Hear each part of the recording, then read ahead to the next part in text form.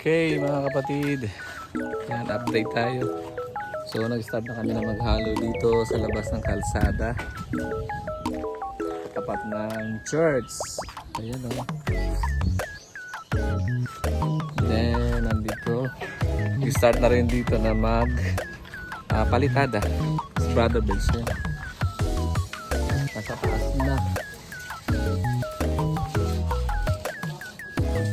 Babara siya. Pinaritadahan na ngayon yung gilid nitong main door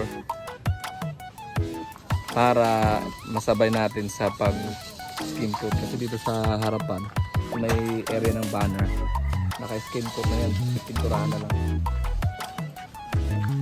So dito naman paparitadahan.